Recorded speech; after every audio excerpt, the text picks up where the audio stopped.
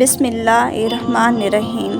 معزز سامعین کرامین، آج تک آپ نے ابلیس کا سنا ہوگا کہ انسان کو ہمیشہ عبادت سے گمراہ کرتا ہے۔ آج کا واقعہ اتنا عجیب ہے کہ جسے سن کر آپ حیرت میں پڑ جائیں گے۔ ایک شخص اندھیری رات میں نماز پڑھنے کے لیے گھر سے نکلا۔ اندھیرے کی وجہ سے اسے ٹھوکر لگ گئی اور منہ کے بل گر گیا۔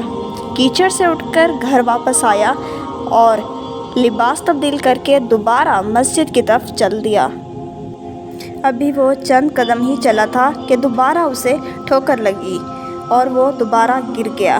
کیچڑ سے اٹھ کر وہ دوبارہ پھر اپنے گھر گیا، لباس بدلا اور مسجد جانے کے لیے دوبارہ گھر سے نکلا۔ جیسے ہی وہ اپنے گھر سے نکلا تو اس کے دروازے پر اسے ایک شخص ملا جو اپنے ہاتھ میں ایک روشن چراغ لیے تھامے ہوئے کھڑا تھا۔ چراغ والا شخص چپ چاپ نمازی کے آگے آگے مسجد کی طرف چل دیا۔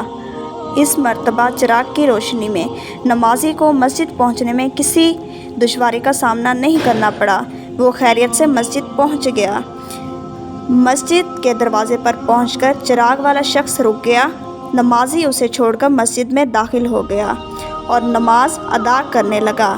نمازی سے فارغ ہو کر وہ مسجد سے باہر آیا۔ چراغ والا شخص اس کا انتظار کر رہا تھا تاکہ اس نمازی کو چراغ کی روشنی میں گھر چھوڑ آئے۔ جب نمازی گھر پہنچ گیا تو نمازی نے اجنبی شخص سے پوچھا کہ تو کون ہے؟ اجنبی بولا، سچ بتاؤں تو میں ابلیس ہوں۔ نمازی کی تو حیرت کی انتہا نہ رہی۔ نمازی سوچنے لگا کہ ابلیس شیطان کیسے مجھے مسجد تک چھوڑ سکتا ہے؟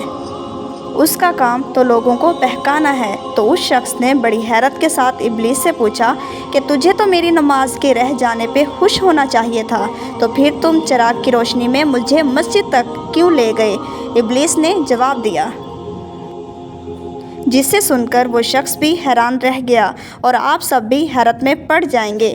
ابلیس نے جواب دیا کہ جب تمہیں ٹھوکر لگی تو اللہ تعالیٰ نے تیرے سارے گناہ معاف فرما دیے۔ سبحان اللہ۔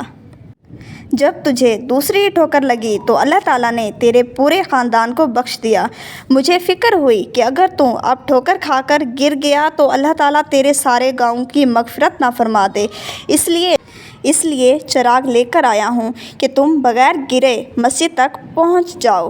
اس شخص نے جیسے ہی یہ بات سنی، اس نے اللہ تعالیٰ کی بارگاہ میں اپنا سر جھکا کر اللہ تعالیٰ کا شکر ادا کیا۔